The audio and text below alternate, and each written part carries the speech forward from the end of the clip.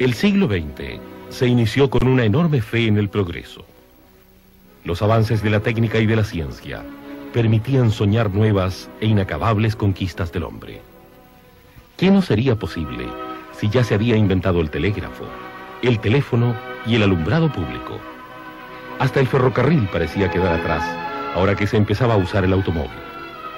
Algunos incluso intentaban cruzar los aires, emprendiendo el vuelo. Se soñaba también con dominar las dolencias y enfermedades. Así las píldoras de Foster para los riñones prometían su eficacia frente a la postración nerviosa y el mal humor en los días de hastío, de nerviosidad y de angustia. Las píldoras rosadas del Dr. Williams solucionaban los males del estómago, el reumatismo, las erupciones cutáneas, la anemia, el insomnio, las neuralgias, nerviosidades, jaqueca y hasta las consecuencias de las imprudencias de la juventud. Para el estreñimiento crónico se ofrecían las píldoras Brandreth. A las señoras se les recomendaban las pilules orientales para el desarrollo y endurecimiento de los pechos. Y si se padecía de anemia, se podía tomar las auténticas píldoras y jarabe Blancard de París. Si venía de París, se podría confiar en él, pues allá, en Europa, en Francia y en Inglaterra especialmente, estaba la cuna del progreso. Ser moderno era ser europeo. Nosotros los chilenos éramos modernos. Éramos europeos en América. Así lo sentía la élite, que en sus costumbres cotidianas y como clase política buscaba asemejarse a la nobleza y alta burguesía europea. Para mantener esa semejanza, llevaba una vida lujosa, frívola y derrochadora. El dinero era un instrumento para mantener ese estilo de vida. Lo obtenía de la posesión de la tierra, del ejercicio exitoso de la profesión de abogado y sobre todo de la minería, la banca y el comercio. En caso de que escaseara, se recurría al crédito, pues lo que no era posible era bajar el nivel de gastos. Las familias más pudientes viajaban a Europa, donde se ponían al día en materia de modas y estilos de vida. La élite no solo monopolizaba el poder económico, la política también era en Chile un asunto exclusivamente de caballeros. Para la clase dirigente de comienzos de siglo, la política no era un campo de pasiones, sino más bien un espacio lúdico. El Club de la Unión, el Club de Septiembre, el Club Hípico o las tertulias en magníficas mansiones eran los lugares donde se iba desenvolviendo el juego de la política. Allí se decidían las alianzas partidistas y las caídas y ensalzamiento de figuras socialmente prominentes. Luego en el Congreso Nacional se consumaban los planes, fuese a través de la interpelación a algún ministro o de un voto de censura con el que caía todo el gabinete, abriéndose así paso a una nueva combinación política que permitía encumbrar a otras figuras de la élite. Ella nada arriesgaba en este juego aristocrático. Ni siquiera las elecciones definían algún cambio fundamental. El caciquismo político y sobre todo el cohecho aseguraban que el poder no saldría de manos de los acaudalados. A principios de siglo, los presidentes eran figuras conciliadoras. Para demostrar su respeto al régimen parlamentario, dejaban que la iniciativa política la tuviesen los partidos representados en el Congreso. Los partidos que dirigían los destinos del país durante el parlamentarismo habían nacido a la luz pública en el siglo XIX. Radicales y conservadores continuaban enemistándose a causa de la mayor o menor influencia que pudiese tener la Iglesia Católica en la sociedad chilena. Por su parte, los diferentes grupos liberales, junto a los nacionales, inclinaban la balanza del poder según si se aliaban con radicales o conservadores. También existía un pequeño partido demócrata que agrupaba a artesanos, al que no le quedaba otra alternativa que sumarse a una u otra combinación política. Los mismos hombres de la clase alta, vinculados por lazos de parentesco y lazos sociales, formaban los distintos partidos. Entre estos no había, pues, diferencias ideológicas, aparte de la pugna laico-religiosa. Uno de los temas más debatidos del periodo, el de la conversión metálica, contaba con adherentes en cada uno de los partidos. El problema de la conversión metálica dividió a la élite en oreros y papeleros. Los primeros eran partidarios de volver a la convertibilidad monetaria, es decir, que el billete pudiese ser convertido en oro. Los papeleros pensaban lo contrario. En ello estaban involucrados poderosos intereses. Los grandes deudores, que eran parte de la élite, se beneficiaban de esta devaluación monetaria, porque junto con el peso también sus deudas perdían valor. En cambio, quienes vivían de sueldos y salarios veían cómo la inflación se tragaba sus escasos ingresos. Paradojalmente, estas periódicas devaluaciones se producían en medio de la enorme riqueza que se obtenía de las exportaciones del salitre. En verdad, aunque la propiedad de las salitreras estuviese en manos británicas en su mayoría, el Estado chileno obtenía de la exportación del salitre enormes sumas por medio del impuesto de exportación. Como ya dijimos, el Estado era manejado por la clase alta, y una buena parte de esta riqueza pasaba a la élite, ya fuese por préstamos a la banca privada, ya fuese porque permitía que en Chile no se pagaran impuestos. Pero la riqueza del salitre era abundante. Aparte de beneficiar directamente a la clase dirigente, también posibilitó que el Estado hiciera fuertes inversiones en obras públicas, especialmente en ferrocarriles. Así, en 1914, el ferrocarril se extendía de norte a sur, desde Iquique hasta Puerto Montt, y numerosos ramales conectaban a los pueblos del interior con esta red troncal. Ese mismo año, se inauguraba el ferrocarril de Arica a La Paz. Además, en 1910, con ocasión del centenario de la independencia, se había inaugurado el ferrocarril transandino que unía a los Andes con Mendoza.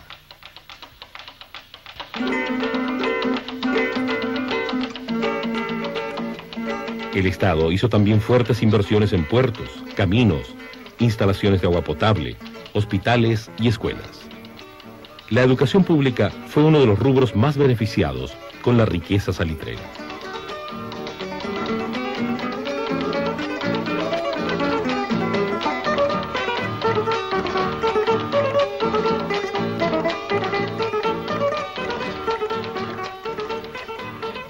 La riqueza del salitre dinamizó también a los otros rubros de la economía nacional, porque el norte salitrero fue un importante mercado para la producción agrícola y manufacturera del Valle Central.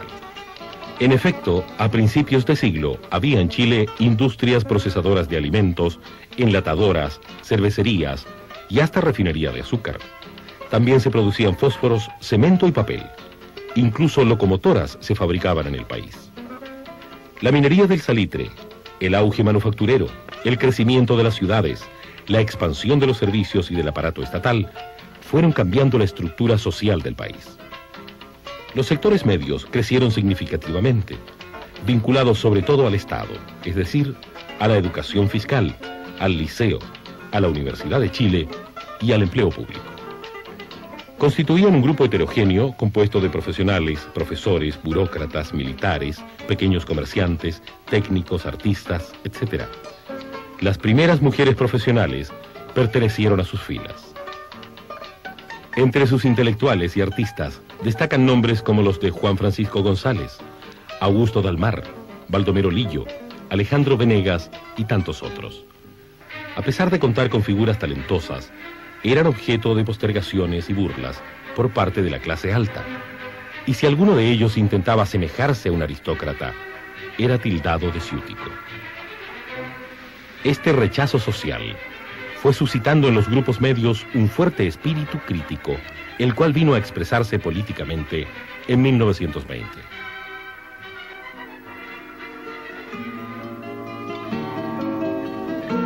En los campos, la vida de inquilinos y peones, aislada del mundo urbano, era muy semejante a la de la época colonial. En cambio, los obreros de las salitreras, de los puertos, minas y ciudades, formaron un proletariado semejante al de los países industrializados. Tanto en Europa como en Estados Unidos, la miseria de las masas fue un rasgo característico de las sociedades industriales hasta la Primera Guerra Mundial. La jornada laboral llegaba a las 12 horas diarias. Las condiciones de vida en los barrios obreros eran catastróficas. Con escaso éxito, los obreros sindicalizados intentaban mejorar sus condiciones laborales y salariales por medio de huelgas. Estas eran reprimidas con el ejército, incluso en los países más avanzados como Francia e Inglaterra. En Chile sucedía algo semejante. En Santiago los obreros vivían hacinados en conventillos. Estos consistían en una hilera de piezas sin ventanas que daban a una callejuela donde las mujeres lavaban y cocinaban. No tenían ni agua potable ni alcantarillado. Las epidemias de cólera, tifus y viruela cobraban numerosas víctimas, especialmente entre los niños. Para colmo de males, el arriendo de la pieza del conventillo era carísimo, pues costaba casi la totalidad del salario de 2 pesos diarios de un obrero no calificado. En el salitre, los salarios eran de 5 a 6 pesos diarios, y eso atraía a los trabajadores hacia el norte grande.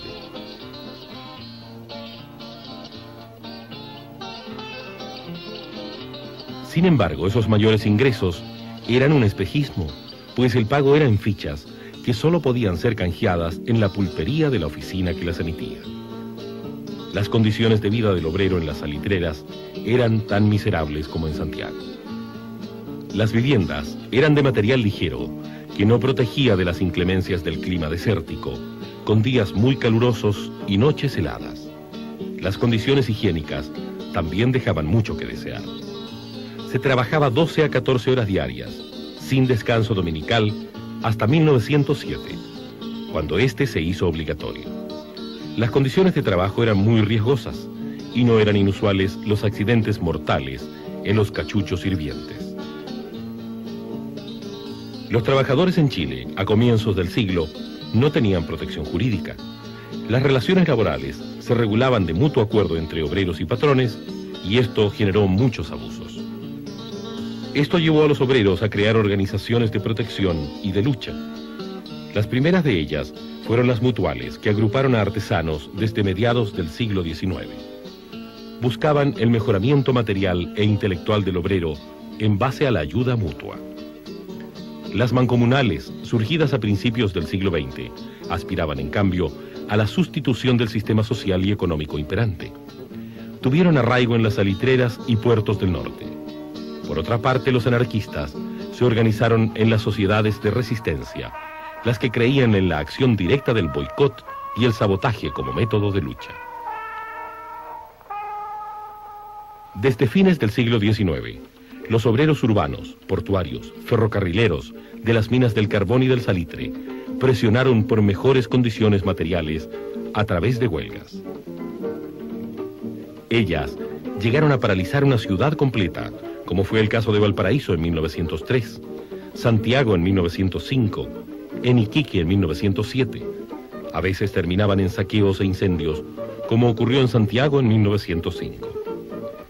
La clase dirigente comenzó a tomar conciencia de la existencia del problema social, pero reaccionó con miedo. El temor a las masas la llevó a recurrir a la represión militar para mantener el orden público. Las grandes huelgas terminaban con decenas y hasta centenares de muertos. La represión más cruenta ocurrió en la escuela de Santa María de Iquique, donde las tropas abrieron fuego contra huelguistas desarmados, mujeres y niños. La clase política se mostraba incapaz de resolver el problema social. Los obreros organizados se radicalizaron. Se agruparon en la Federación Obrera de Chile, afiliada a la Internacional Sindical Comunista. Optaron por una política revolucionaria para abolir el régimen capitalista. Los obreros no eran los únicos descontentos con el sistema imperante. Hacia 1910, importantes sectores de la clase media abandonaron decididamente la actitud admirativa e imitativa de la élite y asumieron una postura crítica.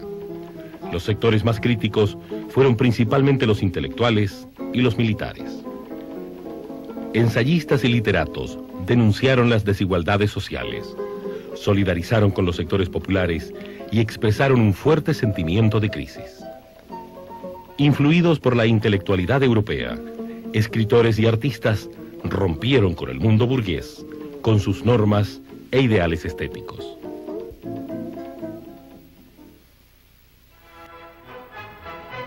Los militares, que eran también de extracción social media, comenzaron a hacer sentir su descontento. Incluso formaron grupos secretos para luchar por sus reivindicaciones profesionales, que iban desde sus bajos sueldos hasta la ausencia de normas para retiros y ascensos. Les molestaba profundamente que las influencias políticas se hicieran sentir en la carrera militar. La Ley de Servicio Militar Obligatorio de 1900 los puso en contacto con el campesinado pobre y analfabeto. Ello contribuyó a definir su mentalidad e ideología. De allí que los militares fueran críticos del parlamentarismo, que no resolvía los problemas más acuciantes, como el problema social y la desvalorización monetaria. Sin duda, hacia 1920, Chile vivía el agotamiento de un sistema político y de un estilo de vida que se mostraban inadecuados para enfrentar los desafíos de los nuevos tiempos.